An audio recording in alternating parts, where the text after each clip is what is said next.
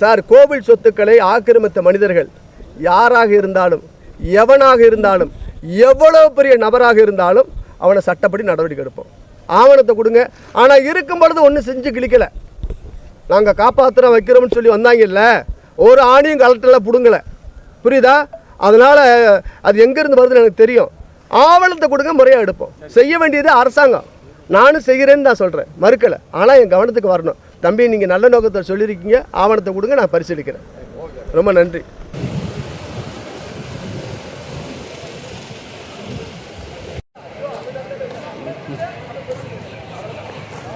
திடீர் போட்டு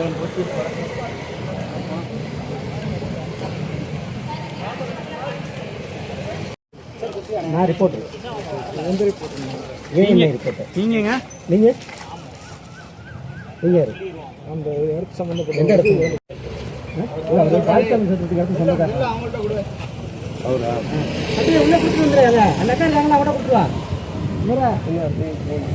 திண்டுக்கல் தாடிக்கொம்பு சவுந்தரராஜ பெருமாளுக்கு சொந்தமான சித்ரா பௌர்ணமி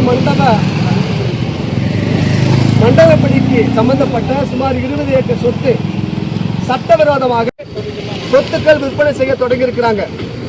இந்த முறைகேடான சொத்து விற்பனையை பத்திரப்பதிவுத்துறையில் இருக்கக்கூடிய டிஐஜி ஆனந்த், ஏஏஜி இன்சார்ஜ் நிறுவனம் கொண்ட பாஸ்கர் என்ற நாகராஜ், அவங்களுடைய மகன் இவங்க பெயர்ல எல்லாம் போட்டு இந்த ஆவணத்தை உருவாக்கி ஆட்சியில் வந்திருக்கக்கூடிய பத்திரப்பதிவுத்துறை பழனியில 6/7/2026 ஒரு பத்திரம் 110 கோடி, 12/6/2026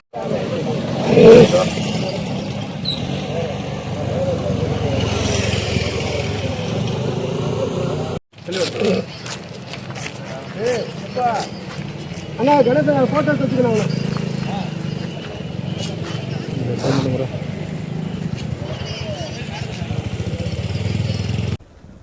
வணக்கம்.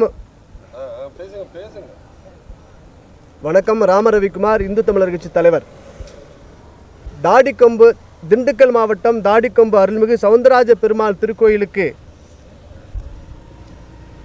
சித்ரா பௌர்ணமி மண்டகப்படிக்கு பாத்தியதையான பால்சாமி ஐயர் ட்ரஸ்ட் என்ற சொத்து சுமார் 20 ஏக்கர் உடையது.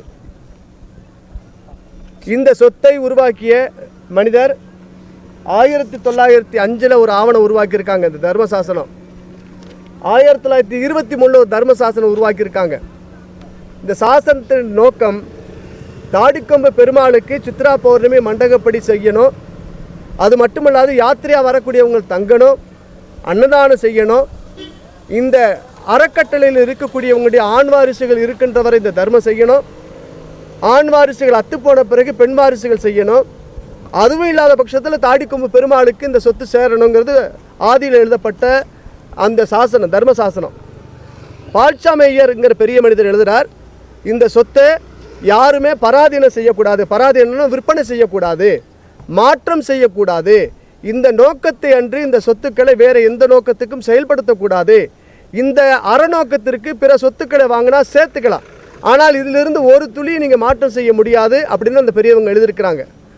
அந்த நோக்கத்துக்கு விரோதமாக இந்த அறக்கட்டளை நடத்தக்கூடிய மனிதர்கள் பால்சாமி ஐயர் பிரதர்ஸ் ட்ரஸ்ட்னு ஒன்று உருவாக்கி 2024 ஒன்று உருவாக்கி நீதிமன்றத்தில் உண்மையான ஆவணங்களை மறைத்து, நீதியினுடைய கண்களை மறைத்து ஒரு ஆர்டர் வாங்கியிருக்காங்க. பால்சாமி ஐயர் பிரதர்ஸ் ட்ரஸ்ட் இந்த சொத்துக்களை விற்பனை செய்யலான்னு. அந்த சொத்துக்களை இங்கே இருக்கக்கூடிய பத்திரப்பதிவத்தில் இருக்கக்கூடிய அதிகாரிகள், நீதித்துறையில் இருக்கக்கூடிய இந்த ஆவணத்தின் அடிப்படையாக வச்சு பழனி மாடல் பத்திரப்பதிவு, இந்த போலி டாக்குமெண்ட்டை வச்சு போடுறாங்கல்ல, அது மாதிரி இங்கே உருவாக்கி இருக்கிறாங்க. இது சம்பந்தமாக நாங்கள் மாவட்ட காவல் கண்காணிப்பாளர்கிட்ட நாங்கள் மனு கொடுத்துருக்குறோம். மனுவனுடைய நோக்கம் என்னென்னா, பால்சாமி ஐயர் ட்ரஸ்ட்டுங்கிறது தனி சொத்து, அது பெருமாளுக்கு செய்யணுங்கிற அந்த தர்மசாசனம். பால்சாமி ஐயர் ட்ரஸ்ட் பிரதர்ஸ் ட்ரஸ்ட்னு ஒன்று உருவாக்குனது போலி. ஏன்னா அப்படி உருவாக்குறதுக்கு 1905 குறிப்பிடப்பட்ட அந்த எழுத்துக்கள்லேயே அப்படி கிடையாது.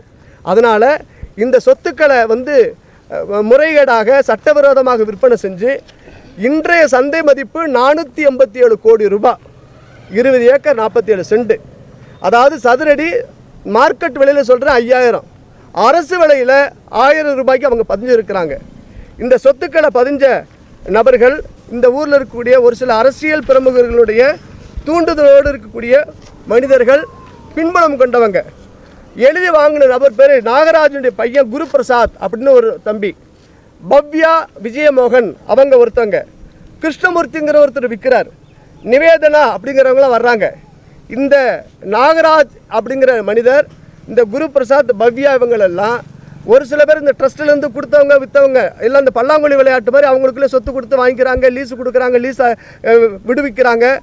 இன்றைக்கி இந்த சொத்து கிட்டத்தட்ட 118 கோடி ரூபாய் சொத்து இன்றைக்கி விற்பனை ஆகிருக்கு. சந்தை மதிப்பில் 13 கோடி ரூபாய்க்கு முறையான அவங்க செலுத்திருக்கிறாங்க. 7,77,00,000, அப்புறம் 95 லட்சம், திரும்ப 4,26 லட்சத்துக்கு ஆவணம் பதிஞ்சிருக்காங்க. முறையான ஆவணங்கள் இருக்குது. எங்களுடைய புகாருடைய நோக்கம், பாலுச்சாமி ஐயர் சொத்தை பாலுச்சாமி ஐயர் பிரதர்ஸ் ட்ரஸ்ட் அப்படின்னு உருவாக்குறது போலி, நீதிமன்றத்துடைய கண்களை மறைத்தது அடுத்த தவறு. இந்த சொத்துக்களை விற்கவோ பராதீனம் செய்யவோ மாற்றமோ செய்ய முடியாது, திருத்தம் செய்ய முடியாதுன்னு எழுதிய ஆதி அந்த உத்தரவுக்கு எதிராக இருக்குது. ரெண்டாவது, ஸ்பெசிஃபிக் என்டோமெண்ட் ஆக்ட் அப்படிங்கிற அடிப்படையில் இது ஒரு பொது சொத்து. இதை சொத்தை விற்கணும்னு சொன்னால் இந்து சமய அறநிலையத்துடைய ஆணையருடைய அனுமதி இல்லாமல் விற்றது தவறு. ரெண்டாவது, பார்ட்டியாக சேர்க்க வேண்டிய கோவில் நிர்வாகத்தை பார்ட்டியாக சேர்க்காம இவங்களுக்குள்ளேயே ஒருத்தர் கேஸ் போடுறாரா, இன்னொருத்தர் கேஸை மறுக்கிறாரா, இப்படி சொல்லி போலியான உத்தரவுகளை பெற்று இருக்கிறாங்க. முழுக்க பதிவுத்துறையில் இருக்கக்கூடிய அதிகாரிகள் காரணம். நான் சொல்கிறேன், முந்தா நாள் ராத்திரி 12 மணி வரைக்கும் பத்திராஃபீஸ் நடந்திருக்கு.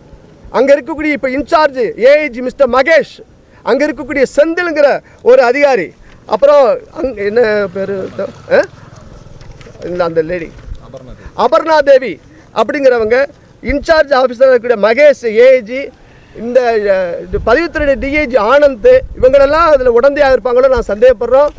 கோவில் சொத்துக்களை ஆட்டையை போடணும், அபகரிக்கணும். பழனியாண்டவன் சொத்துக்கு மொட்டையை போட்டது மாதிரி எங்கள் சத்திரத்து சொத்துக்கு பத்திரத்தை போடுறான் இந்த பாவி பதிவுத்துறை.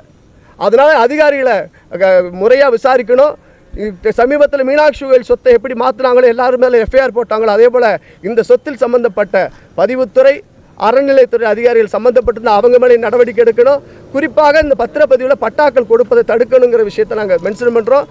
சமூக குற்றவாளிகள், இந்த கோவில் சொத்தை கொள்ளையடிக்க நினைக்க இந்த நபர்கள் மேலே முறையாக விசாரிக்கணுங்கிற புகாரை நாங்கள் தெரிவிச்சிருக்கிறோம். ஸ்பெஷல் டீம் அமைக்கிறேன்னு சொல்லியிருக்கிறாங்க. சிறப்பு விசாரணை அதிகாரிகிட்ட விசாரணைக்கு ஆஜராகும் போது எல்லா ஆவணங்களும் சமர்ப்பிக்கணும்னு சொல்லியிருக்கிறோம். இந்த அளவில் இன்றைய பத்திரிகை சந்திப்பு நிறைவு பெறுது. சார், இப்போ இந்த சொத்து நீதிமன்றம் மூலம் தான் நாங்கள் இது பண்ணாங்க அந்த ஆர்டர். அந்த இது எப்படி சார், அது இப்போ நீதிமன்றம் அவங்க எப்படி எடுக்கிறாங்க?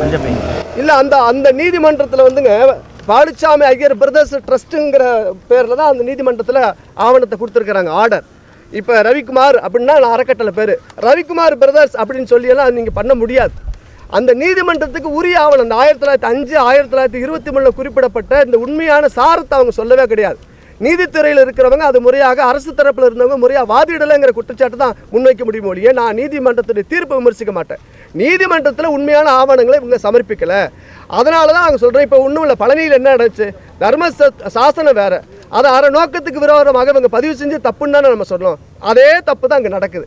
எப்படி எலெக்ஷனில் இந்த திருமங்கலம் மாடல் ஜெயிக்கிறதுக்கு பயன்படுமோ, போலியான ஆவணங்களை வச்சு பத்திரம் போடுறதுக்கு பழனி மாடல் பத்திரம் தான் காரணமாக இருக்குது. இதுக்கு பொறுப்பாக இருக்கக்கூடிய பத்திரப்பதிவுத்துறை அமைச்சர் பாவம் கயிறு இழுத்து கீழே விழுகிறார், கண்காணிக்க மாட்டேங்கிறாங்க. பதிவுத்துறையுடைய தலைவர் அருள்சாமி அவர் விசாரிக்கப்படணும். இங்கே இருக்கக்கூடிய இன்சார்ஜ் ஏஐஜி இந்த மகேஷ் அவர் விசாரிக்கப்படணும். 6/7 பழனியில் நடந்ததுங்க. 6/7/2026 பதிவு நடந்துச்சுங்கய்யா. இங்கே 12ஆம் தேதி நடக்குது, 12/7/2024 பத்திரம் நடக்குது, திரும்ப 16ஆம் தேதி நடக்குது. ஸோ ஒரு வாரம் 10 நாள் கேப்பில் நடக்குதுன்னா இவ்வளோ பெரிய சொத்து உங்களுக்கு தெரியாத சொத்து கிடையாது. அதனுடைய மதிப்பு எவ்வளோன்னு பார்த்துக்குங்க. சந்தை மதிப்பு 1000 ரூபா போட்டு பதிகிறாங்க. இப்போ அந்த பாலுச்சாமி சொல்கிறீங்கல்ல, அந்த பாலுச்சாமியோட வாரிசுகள் இந்த இதில் இருக்காங்களா, இல்லை இந்த வாரிசுகள் இல்லாமல் வேற யாரும் இந்த இதை ரெடி பண்ணுறாங்க? பாலுச்சாமி ஐயருடைய வாரிசுகள் சொல்லப்படக்கூடிய நபர்கள் அவங்க தான் இந்த பிரதர்ஸ் ட்ரஸ்ட்டுன்னு ஒன்று உருவாக்கியிருக்காங்க. இந்த ட்ரஸ்ட்டில் மொத்தம் 21 பேர் இருக்கிறாங்க. 21 பேரில் 3 பேர் கையெழுத்தை போடலை. இந்த 3 பேர் கையெழுத்து போடாத பொழுது எப்படி பதிவு தரல பதிஞ்சான்? எப்படி பதிய முடியும்? ஆனால் பதிஞ்சிருக்கிறாங்க. அடுத்தடுத்த ஆவணங்கள் இவ்வளோ ஆவணங்கள் இருக்குது. அப்போ ஆக மொத்தம் இந்த பதிவுத்துறையுடைய உடந்தை இல்லாமல் குறிப்பாக அந்த செந்திலுங்கிற ஒரு மனிதர் இவ்வளோ ஆவணங்கள் நான் எதுவுமே ஆவணம் இல்லாமல் நான் பேசலை, எல்லாமே உங்களுக்கு முறையாக கொடுக்க முடியும். பதிவுத்துறையோட உடந்தையோடு இருக்காங்க. கோர்ட் ஆர்டர் வந்து கோர்ட்டுக்கு போய் நீங்கள் முறையான ஆவணத்தை நீங்கள் பதிவு செய்யலை, கொடுக்கலை. அதனால் இந்து சமய அறநிலையத்துறை இதில் தலையிடணுங்கிற விஷயத்துக்காக நேற்று எல்லா அதிகாரிகளுக்கும் நான் தபால் அனுப்பிச்சாச்சு. மாலையில் ஆட்சியரை சந்தித்து நான் மனு கொடுக்க போகிறேன். நீங்கள் எழுதி வச்சுக்கோங்க, இந்த தூய ஆட்சி, விஜய் ஆட்சி அப்படின்னு சொல்லக்கூடியது இந்துக்களுடைய கோவில் சொத்துக்களை அழிப்பதற்கு பத்திரப்பதிவுத்துறை உடந்தையோடு நடக்குது குற்றச்சாட்டு நான் வெளிப்படையாக வைக்கிறேன். இல்லை இப்படி பார்த்தீங்கன்னா இப்போ இந்த கடந்த சில மாதங்களாகவே இப்போ இந்த மீனாட்சி அம்மன் கோயிலாக இருக்கட்டும், பழனி கோயிலாக இருக்கட்டும், இப்போ வந்து இந்த சவுந்தரராஜ பெருமாள் கோயில் சொத்துன்றீங்க. தொடர்ந்து இந்த சொத்துக்கள் அறநிலையத்துறை அமைச்சருக்கோ இந்த இது தெரியாமல் நடக்குமா? இது வந்து இப்போ எல்லாமே வந்து நீங்கள் சொல்கிறது அது 100 கோடி, அங்கிட்ட 60 கோடி, இது 500 கோடி. ஆமாம், இந்த சொத்துக்களோட இது வந்து அறநிலையத்துறை அதிகாரிகளுக்கு தெரியும்னா அமைச்சருக்கு தெரியாமல் இது நடக்கும். நீங்கள் சொல்கிற வாஸ்தவமாக அண்ணன் புரிதலோடு சொல்கிறீங்க, நன்றி. நாங்கள் நியாயமாக அரசாங்கம் செய்ய வேண்டிய நாங்கள் செஞ்சுக்கிட்டு இருக்கோம். கிறுக்கு போயிலாட்டம் இவ்வளோ ஆவணத்தை பைத்தியமாக பிடிச்சி கிடக்கு கொண்டு வரதுக்கு. கோயில் சொத்தை காப்பாற்றுக்கடான்னு நான் சொல்கிறேன். இந்த அரசு செய்ய வேண்டிய வேலையை, அரசாங்கம் செய்ய வேண்டிய வேலையை பதிவுத்துறை இவ்வளோ ஆவணங்கள் இருந்து பதிகிறான்னா என்ன நெஞ்செழுத்து இருக்கும்? இந்த திருட்டு வேலைக்கு இந்த திருட்டு துறை தான் உடந்தையாக இருக்குது. நான் வெளிப்படையாக குற்றம் சொல்கிறேன் சார். இன்றைக்கி 500-600 கோடி சொத்தை இவ்வளோ பதிகிறான்னு சொன்னால் அந்த பதியக்கூடிய நபர் நாகராஜுங்கிற மனிதர், அவன் மகன் இவங்களுக்குள்ளே போட்டு இந்த பல்லாங்குழி விளையாட்டு மாதிரி சொத்தை மாற்றிக்கக்கூடிய இந்த பரிவர்த்தனை எல்லாம் திட்டமிட்ட நாடகம். பதிவுத்துறையில் இருக்கக்கூடிய அதிகாரிகள் மேலே வரைக்கும் சங்கிலி இருக்குது, விசாரிக்கப்படணும். நீங்கள் 10 நாளைக்கு இதுதான் தமிழ்நாட்டில் பேசுபொருளாக வரும். சட்டமன்றத்தில் இருக்கக்கூடிய முதலமைச்சர் பாவம் பதில் சொல்லுவாரான்னு தெரியல. அவர் யார் மேலேயாவது சொன்னோம்னா உடனே கைது பண்ணுறாரு. நாங்கள் சாமிக்கு சொல்கிறோம், நாங்கள் வேறு ஆளுக்கு தனி மனிதருக்கு சொல்லலப்பா. சாமி சொத்தை காப்பாற்று புண்ணியமாக போயிடும். என்னங்க, நாங்கள் வேணும்னா அமித்ஷா கவனத்துக்கு இந்த விஷயத்தை கொண்டு போவோம். சார், இதே போல் தாடிக்கொம்பு கோயில் சொத்து வந்து ஒரு அறங்காவலராக இருந்தவர் வந்து ஆக்கிரமிப்பு பண்ணியிருக்கான்னு சொல்லி தூணோடையே இருக்குது, கோயிலோட சின்னங்கள் எல்லாமே பறிக்கப்பட்டதை வந்து ஒரு பத்திரப்பதிவு பண்ணியிருக்கான்னு ஒரு கம்ப்ளைண்ட் இருக்குது. அதை அடுத்து ஆவணம் இருந்தால் கொடுங்க, நிச்சயமாக எழுப்போம் சார். கோவில் சொத்துக்களை ஆக்கிரமித்த மனிதர்கள் யாராக இருந்தாலும், எவனாக இருந்தாலும், எவ்வளோ பெரிய நபராக இருந்தாலும் அவனை சட்டப்படி நடவடிக்கை எடுப்போம். ஆவணத்தை கொடுங்க. ஆனால் இருக்கும் பொழுது ஒன்றும் செஞ்சு கிழிக்கலை. நாங்கள் காப்பாற்றுறோம் வைக்கிறோம்னு சொல்லி வந்தாங்கல்ல, ஒரு ஆணியும் கலெக்டரில் பிடுங்கலை, புரியுதா?